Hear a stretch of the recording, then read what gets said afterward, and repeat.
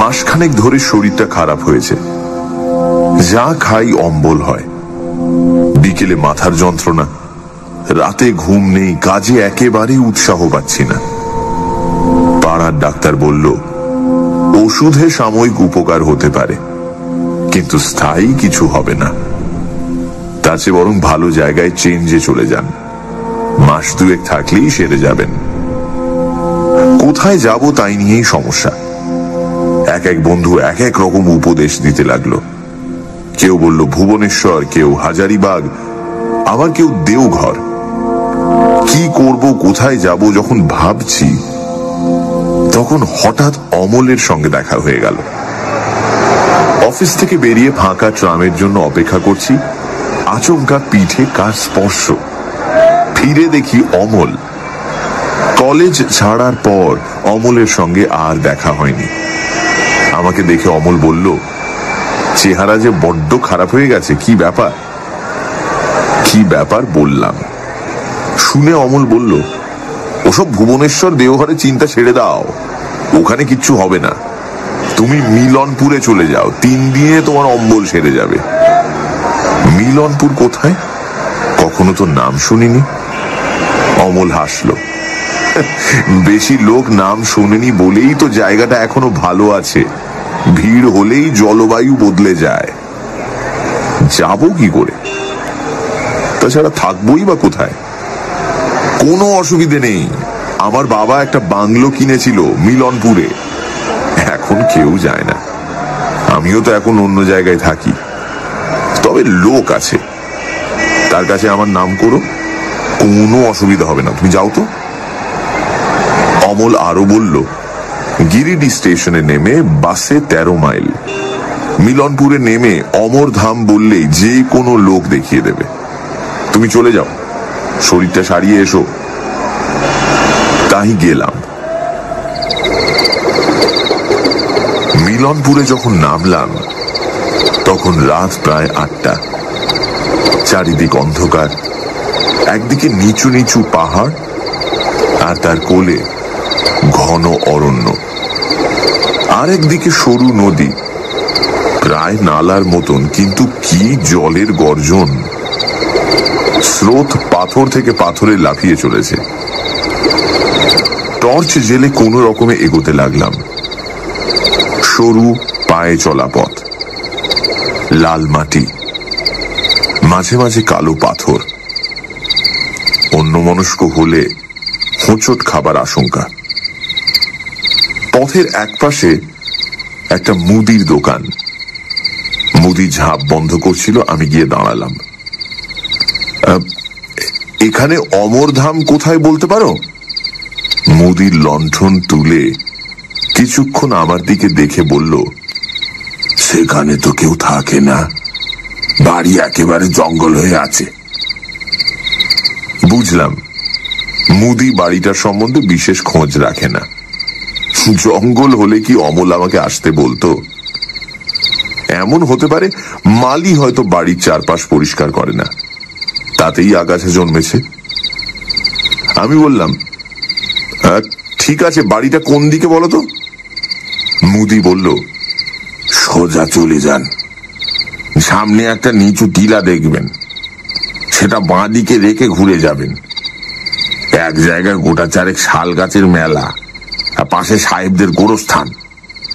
সেইটা ছাড়িয়ে একটু এগোলেই সাদা পাঁচিল ঘেরা অমরধাম। এক হাতে সুটকেস আর এক হাতে টর্চ।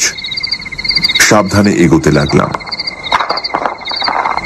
রাত 9টার বেশি হয়নি, কিন্তু এই জনমানবহীন ঘন জঙ্গলে ঘেরা অন্ধকার জায়গায় মনে হচ্ছে যেন নিশুতি রাত। ঝিঁঝি ডাকছে, ঝোপে ঝোপে জোনাকির ঝাঁক। মাঝে মাঝে পায়ের কাছে খড়খড় শব্দ করে কি যেন সরে যাচ্ছে। সাপ হওয়াও বিচিত্র নয়। এক সময় নিচু টিলা পেলাম, গোরস্থানও। অন্ধকারে অনেকগুলো আলোর ফুটকি, সম্ভবত শেয়ালের চোখ। বড় শেয়াল, অর্থাৎ বাঘ হওয়াও আশ্চর্য নয়। যাক, অবশেষে অমরধাম পাওয়া গেল। বেশ ভালো বাংলো, অন্তত এক সময় বেশ ভালোই ছিল। এখন অযত্নে জায়গায় জায়গায় পলেস্তারা খসে ইট বেরিয়ে পড়েছে। জলের পাইপে আগাছা হয়েছে, সামনের চাতাল শ্যাওলায় সবুজ হয়ে আছে। গেট ঠেলতে ক্যাচ করে বিশ্রী একটা শব্দ করে সেটি খুলে গেল। ভেতরে গিয়ে জোরে জোরে কড়া নাড়তে লাগলাম।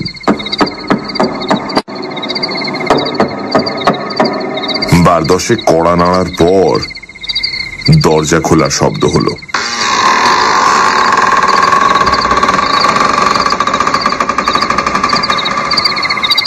বারান্দায় গলা শোনা গেল। কে? আমি অমলের বন্ধু, আমার আসার কথা ছিল। আরে প্রার্থনা, আরে তোমার জন্যই তো অপেক্ষা করে রয়েছি। দাঁড়াও দাঁড়াও, দরজা খুলে দিচ্ছি। আমার নিজের খুব অবাক লাগলো। কে এই লোকটা?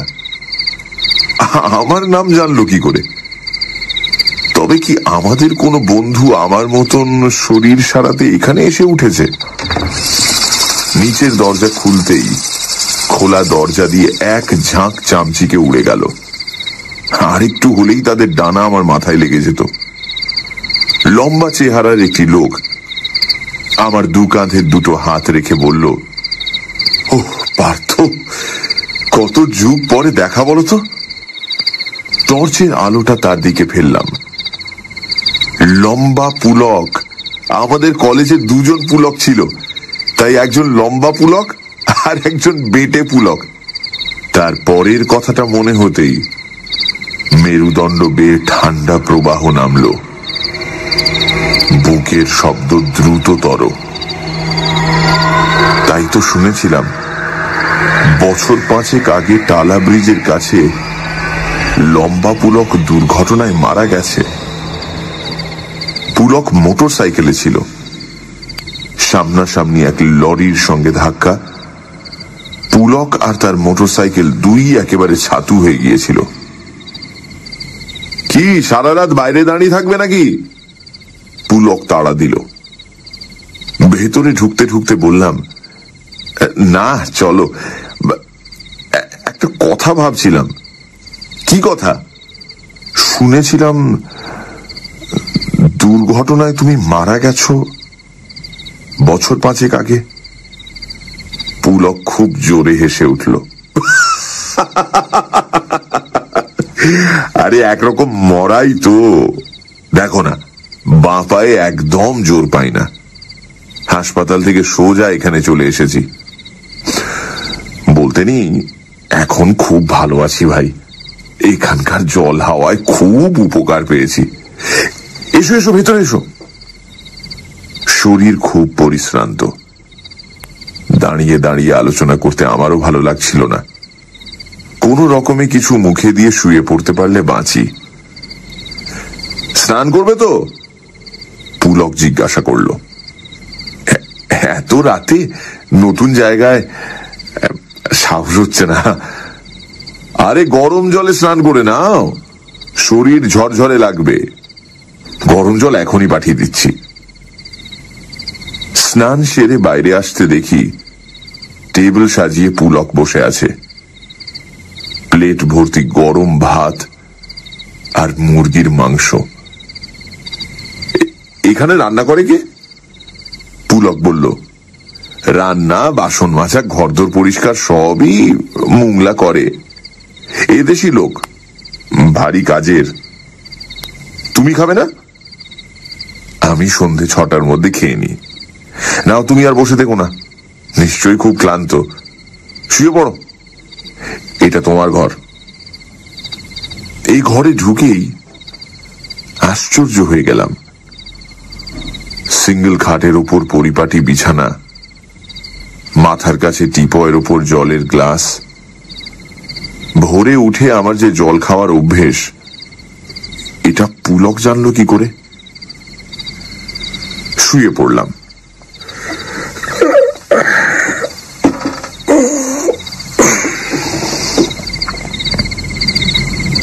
বিছানায় গা ঠেকানো মাত্র গভীর নিদ্রা।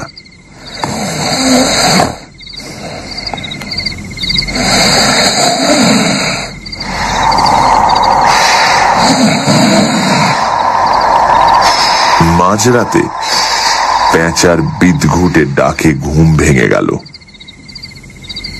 মাথার কাছে খোলা জানলা দিয়ে চাঁদের আলো বিছানার উপর এসে পড়েছে। ঘরের সবকিছু পরিষ্কার দেখা যাচ্ছে। পাশ ফিরে শুতে গিয়েই চমকে উঠলাম। বরফের মতন ঠান্ডা স্পর্শ। চোখ খুলেই রক্তহীন হয়ে গেল। আমারই বালিশে মাথা দিয়ে একটা কঙ্কাল শুয়ে, একটা হাত প্রসারিত। সেই হাতটাই আমার শরীরে ঠেকেছিল। আর্তনাদ করে উঠে বসলাম। কি হলো পার্থ? পুলক খাটের কাছে এসে দাঁড়িয়েছে। কঙ্কালের দিকে আঙুল দেখাতে গিয়েই দেখলাম বিছানা খালি,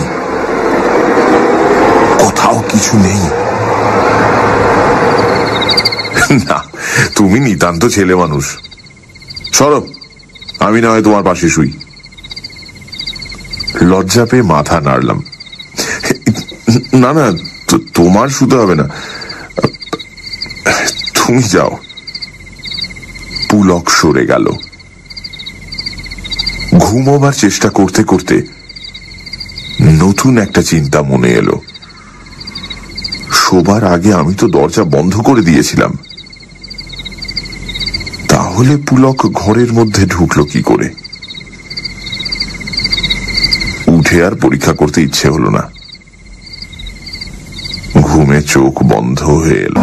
পরের দিন সকালে উঠেই দেখলাম ঘরের দরজা ভেতর থেকে খিল দেওয়া। এদিক ওদিক চোখ ফিরিয়ে দেখলাম ভেতরে ঢোকার আর কোনো পথ নেই। তাহলে পুলক কাল রাতে ঘরের মধ্যে ঢুকলো কি করে? দরজা খুলতেই পুলককে দেখলাম বাগানে দাঁড়িয়ে আছে। কাল রাতে তার ঘরে ঢোকার কথা বলতেই সে হেসে উঠল খুব জোরে। তুমি নিশ্চয়ই স্বপ্ন দেখেছ। আমি আবার কখন তোমার ঘরে ঢুকলাম? পার্থ, কি হচ্ছে কি? স্বপ্ন তা হবে, কিন্তু এত পরিষ্কার স্বপ্ন জীবনে কখনো দেখিনি। এখনো চোখের সামনে যেন ঘুমন্ত নর কঙ্কালটা দেখতে পাচ্ছি। মুখ হাত ধুয়ে নাও, মুংলা এখনই চা দিয়ে যাবে। বারান্দায় দুটো বেতের চেয়ার পাতা, মাঝখানে গোল বেতের টেবিল। হাত মুখ ধুয়ে একটা চেয়ারে বসলাম। উল্টো দিকে চেয়ারে পুলক বসে বলল, মুংলা, পার্থবাবু চা নিয়ে এসো।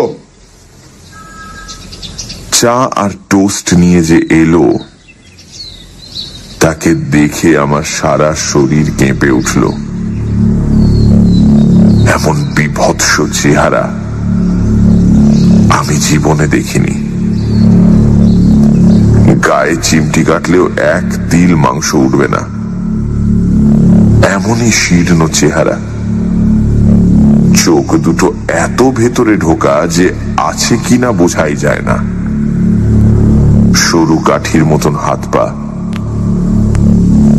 ঝকঝকে দাঁতের পাটি সর্বদাই বাইরে। চা টোস্ট দিয়ে চলে যেতে আমি বললাম, লোকটার চেহারা দেখলে ভয় করে। পুলক বলল, মানুষের চেহারা আর কতটুকু, ছাল ছাড়ালে সবাই সমান। মুংলার চেহারা যেমনই হোক, লোকটা কিন্তু খুব কাজের। তাছাড়া নিজের লোক ছাড়া আমরা তো আর যাকে তাকে রাখতে পারি না। নিজের লোক মানে খুব জানাশোনা, একেও এখানকার গাঁ থেকে অমলই জোগাড় করে এনেছে। খেতে খেতে বললাম, তোমার চাটস কই?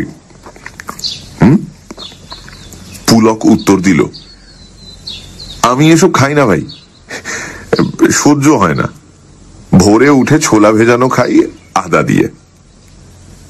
একটু থেমে পুলক বলল, তুমি বসো, আমি একটু ঘুরে আসি। এখন আবার কোথায় যাবে?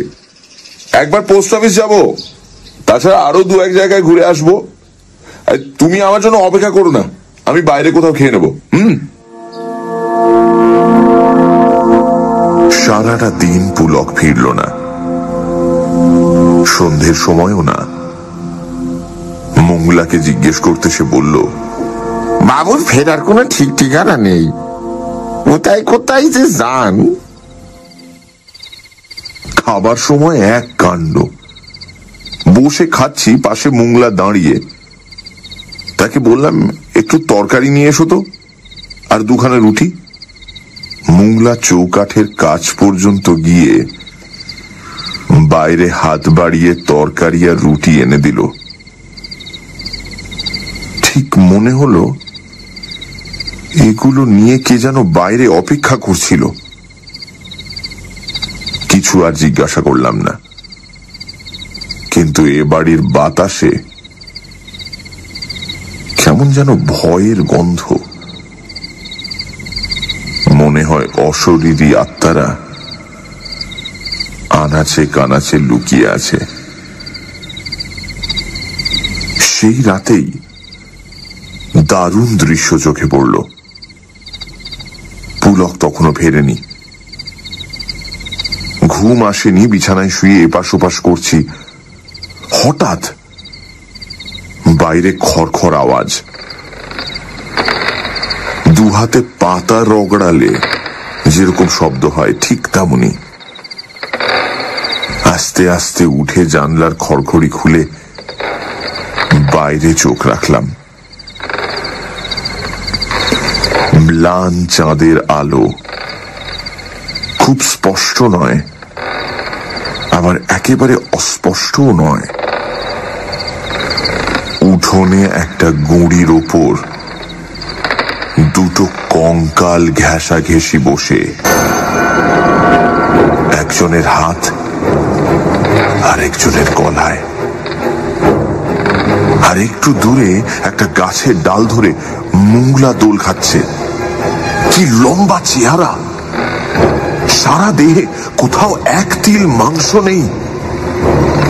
চোখের দুটো গর্ত থেকে গাঢ় লাল রং বের হচ্ছে।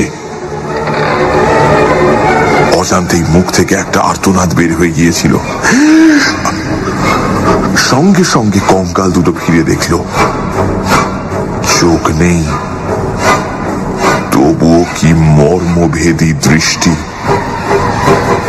বুকের রক্ত শুকিয়ে জমাট হয়ে গেল। আশ্চর্য কাণ্ড, একটু একটু করে কঙ্কাল দুটোয় মাংস লাগলো। সেকেন্ড কয়েকের মধ্যে দুটি পূর্ণ মানুষের মূর্তি ফুটে উঠল। তখন আর চিনতে অসুবিধে হলো না, একজন পুলক আর একজন অমল। কাঁপতে কাঁপতে বিছানায় ফিরে গেলাম। সারা রাত ঘুমোতে পারলাম না। যা দেখেছি তারপর ঘুমোনো সম্ভব নয়। বাইরে খটখট শব্দ, মনে হলো একাধিক কঙ্কাল মূর্তি উঠোনে পায়চারি করছে। সেই শব্দের সঙ্গে পেঁচার ডাক, বাদুড়ের ডানার ঝটপটানি মিশে ভয়াবহ অবস্থার সৃষ্টি করল।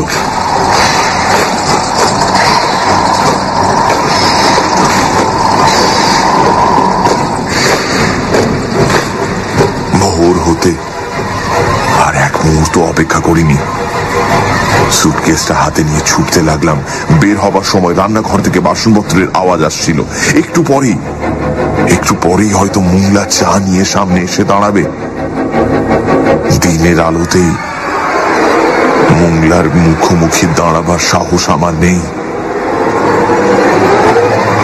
ছুটতে ছুটতে যখন মুদির দোকানের সামনে গিয়ে পৌঁছলাম, তখন মুদি সবে দোকানের ঝাঁপ খুলছে।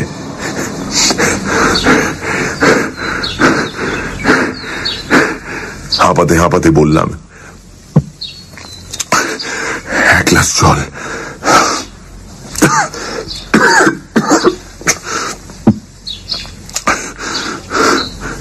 মুদি আমাকে দেখে অবাক, বোধহয় জীবন্ত দেখবে আশাও করেনি। জল দিয়ে জিজ্ঞাসা করল, আপনি অমরধাম থেকে আসছেন? হ্যাঁ। খাওয়া দাওয়া কি করতেন? মুদির কাছে কিছু বলতে ইচ্ছে হলো না, শুধু বললাম,